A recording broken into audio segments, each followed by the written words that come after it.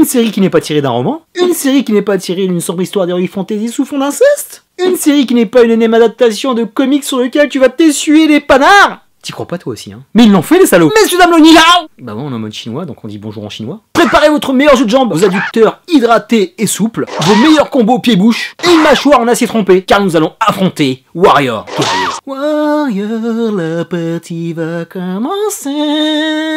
Qu'est-ce qu'il est chaud le rebeu. Ma saison 1 la plus attendue de 2019. Celle-là, ça fait 2 ans que je la guette. C'était le retour de la Team Banshee, emmené par son créateur Jonathan Tropper, avec une sacrée équipe de production. Justin Lin, ok, c'est Fast and Furious, mais monsieur est asiatique, on peut avoir confiance. Et une qui était un voyant plus que positif, Shannon Lee, la fille du légendaire Bruce Lee. Tu nous manques, Bruce. Dont l'œuvre dont je vais te parler a été inspirée de ses écrits. Le mec, il mettait pas que des lattes, hein. Et mon chroniqueuse des bois, ne passons pas par 4 chemins de la montagne des 5 pics. Cette série est un chef-d'œuvre. Elle mérite plus qu'un pouce en l'air. Elle mérite 1 millier d'étoiles, car j'ai kiffé de son opening à son générique de fin. Une écriture savoureuse, une réalisation qui t'en fout plein la rétine, et des personnages qui méritent tous un Emmy Awards, tellement leurs performances sont incroyables. Ils ont fumé tout le monde cette année. Bon, je te l'accorde, il y a The Boys. On en parlera la semaine prochaine. There's about 100 ways it can bury you.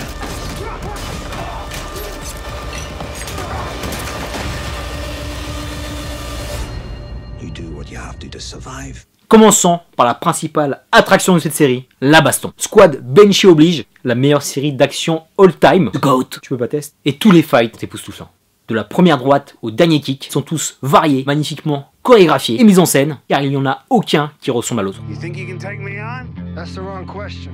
Oh yeah? What's the right one? Do you really want to find out? Et tu sens la prise de tête qu'ils ont dû avoir, parce que ça se tape de partout. Dans la rue, maison close, ruelle. Les mecs, ils ont amorti le décor. Du one-one en pied-point, des bastons de gang à la hache, du one versus plusieurs assaillants. Tradition film de kung-fu oblige, et pour être en adéquation totale avec leur époque, ils ont rajouté de la boxe irlandaise, qui était aussi bien violente. Patate de forain. Et dans tout ça, on a des oppositions de style. Première qui m'a vraiment marqué, et pour dire le sérieux qu'ils y ont mis, celle d'Assam quand il rencontre son premier boss. En plus, il y en a plusieurs et c'est un level Ligue des Champions, mais je ne t'en dirai pas plus sur ce festin de roi, parce que tu vas te régaler. Et la série ne s'arrête pas qu'à sa baston et à son action, ça va beaucoup plus loin, car ils y ont mis les formes, avec la magnifique reconstitution des décors de San Francisco au 19e siècle. On avait déjà affaire à une mégalopole qui ne fait que s'étendre, le Chinatown le plus connu du monde, une ville dans la ville, régie par ses propres règles et ses propres codes, un véritable labyrinthe mystérieux et flippant, le quartier Irish bien grisâtre, et le quartier huppé et fastueux de la haute franciscanaise. Et attention point mode, les costumes sont dignes des meilleurs Fashion Week de la planète. On allie parfaitement modernité et tradition, qui se tutoient, pas que dans le fight, si dans le charme. Et c'est là que tu vois l'opposition de cette guerre Tang, un gang un peu plus traditionnel, au niveau de l'accoutrement déjà, et un autre qui est un peu plus dans la modernité, parce que les mecs on dirait qu'ils sont en costard Armani. Entre les deux, mon cœur balance, et le classe. Et le point fatidique, qui me dit qu'on a affaire à une grande série, c'est qu'elle part sur des fondations solides, car c'est une série qui respecte l'histoire, en nous parlant de politique de manière crue et véridique, et en nous montrant une société qui s'est bâtie sur le sang, l'esclavagisme et le racisme le plus infâme, qui part du pouvoir exécutif de la mairie, et qui descend tout doucement dans les bas-fonds pour te donner une cité complètement divisée, par une ségrégation qui était déjà très forte à l'époque. On a la gueule plongée dans les entrailles politiciennes, avec Magouille, responsable politique et fonctionnaire de police corrompu jusqu'à l'os, mais ce n'est pas manichéen pour un sou, parce que ces mecs n'ont pas le choix. Il fallait tout faire pour survivre. Parce que tout le monde se faisait un peu découper, hein. Que tu sois riche ou pauvre, ça y est, hein. En plus de la destinée du héros, Assam, on voit que le nouveau monde est né dans la plus vile des saletés. L'Amérique, l'Amérique. C'est une série de collisions, c'est une série de conflits, car les combats partent de toutes parts, et Assam va tenter de se dépatouiller en jouant avec les différentes forces en présence. Mais mon pote, sa tâche va être ardue, et quand on voit le plan du début où il débarque du mode people, malgré ses qualités de prodige des arts martiaux, quand tu vois que la ville s'ouvre à lui, elle est gigantesque, sans que le petit Pierre il va galérer, malgré ses airs arrogants et sûrs de lui, son odyssée va être douloureuse et périlleuse. Bah faut que tu prennes dans la gueule mon gars, hein, sinon on te kiffe pas nous. Hein. Car entre les gangs, son infiltration, la recherche de sa sœur, le maire Macrel qui cache des mystères, la xénophobie ambiante comme argument électoral, la manipulation des élus envers la main d'œuvre à bas coût venue de Chine pour les confronter aux Irlandais qui eux aussi ont la dalle. Bref, c'est un sacré bordel. Il y a 10 épisodes, franchement les 10 épisodes sont canons, difficile de les classer. J'ai un gros kiff pour l'épisode western où on confronte le Far West au Kung Fu.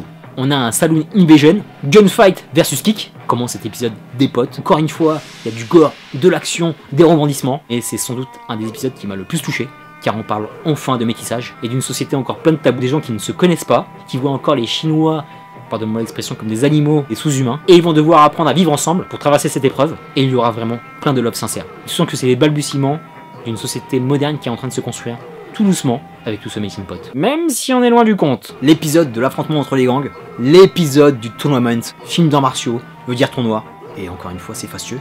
Quand tu vois le décor, quand tu vois le ring, quand tu vois les traditions, la musique et le fight, c'est un level des meilleurs films hongkongais et tu sens la violence des coups. Et franchement, t'as mal.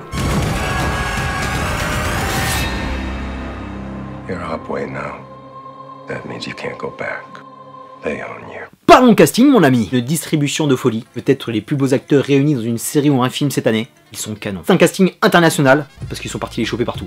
Assam, joué par le britannique Andrew Koji. Grosse année pour lui, parce qu'on l'a vu aussi dans American Gods. Excellent dans son rôle.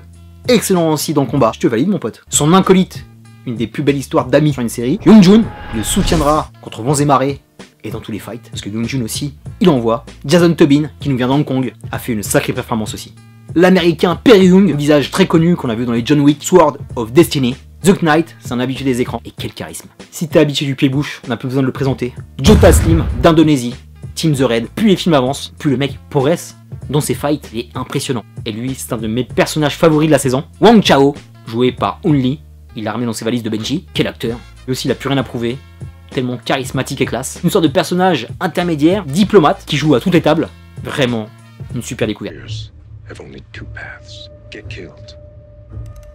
Là aussi, tu sens que la période était violente pour les blancs. Ils sortent tous de la guerre de sécession et les mecs s'en veulent encore. Et j'ai kiffé ce flic. Et Charlie, un policier moderne et ouvert, le seul qui n'est pas corrompu et qui n'est pas un faf. Et lui aussi, il a un sacré passé. Une sacrée partition de Tom Weston Jones. Idem au niveau de son coéquipier, Bill O'Hara. Il lui aussi va beaucoup évoluer, va beaucoup souffrir, va beaucoup se remettre en question. Le Irish avec la massure en acier et les points de fer. Dylan Leary, une sacrée confrontation aussi avec Assam, parce que monsieur est un beau bébé. L'homme de main Buckley et le maire Blake, qui est un sacré loustique pervers. Et on a aussi de superbes personnages féminins, comme dans Benji. Des nanas qui déboîtent, qui découpent, avec une plastique fort agréable, pour ne pas me déplaire. Mei-Ling, une tueuse à gages. Une actrice qui vient de Disney, que j'avais découverte dans Vikings, qui débarque ici et qui arrache tout. Comme quoi une carrière, ça joue à que dalle. Deux autres que j'ai kiffé, la mère Mackerel Atoy, et une aussi qui est excellente, c'est Penelope Blake, qui elle aussi va devoir montrer du caractère, et ne pas s'effacer devant toute cette violence et ce fascisme. Une dernière, cette série est un immense hommage à Bruce Lee, de par ses arts martiaux, son génie corporel, et ça a été un des meilleurs ambassadeurs de cet art et qui l'a propulsé au rang qu'il est aujourd'hui. Personne ne l'a jamais égalé, et ce type, vu ses films et j'ai découvert ses vidéos plus tard, est une véritable tête pensante. Il n'avait pas que son corps et ses coups, il avait une véritable intelligence, une vraie philosophie de vie. Blackwater. Il avait compris la société dans laquelle il vivait, il avait compris la société dans laquelle vivaient ses ancêtres et dans laquelle allaient vivre ses descendants. Le mec était en avance surtout. Parce qu'il te parle parfaitement du repli communautaire, même s'il existe de manière moindre à notre époque, il est quand même malheureusement encore présent. Donc Bruce, bien vu. Et il y a des scènes qui sont de véritables tributes, de véritables clins d'œil, dédicaces. Stéphane de Bruce Lee comme moi, tu verras direct, c'est excellent. On a fait le tour du Warrior, mon pote. Pour conclure sur Warrior, j'ai même pas besoin de te la conseiller tellement c'est une évidence, mon pote. T'es obligé d'aller la voir. Pêche-toi au CS, pose-toi, kiffe. Merci à Cinemax qui a réussi son après Benji, pas évident de passer derrière. Mais ils ont pris leur temps, ils sont revenus encore plus armés pour nous donner une œuvre solide qui raconte enfin l'histoire de l'immigration asiatique aux États-Unis comme il le faut, avec des héros qui sont chinois. Et ça fait super plaisir, parce qu'elle t'apporte en plus du plaisir, à savoir historique, dont on ne parle jamais dans nos bouquins d'histoire. Merci à toute cette équipe qui va de la production au réalisateur aux scénaristes, qui sont tous au diapason, pour lui donner cette fresque parfaite, avec énergie, robustesse, fracas, c'est âpre, c'est immersif, c'est ultra violent, gigantesque. Un tour de force qui est la rencontre aboutie entre l'action, le drame, l'Orient et l'Occident qui se percutent avec des scènes de fight à leur meilleur niveau, raté, sous aucun prétexte. Sinon je te prends sur un tatami mon gars. Terminus pour Warrior, je te dis à très bientôt pour de prochaines vidéos. Qu'est-ce que ça m'a fait plaisir d'en parler. Merci pour tes partages, tes likes, tes commentaires, ta fidélité à toute épreuve. Et je t'envoie un magnifique peace and love.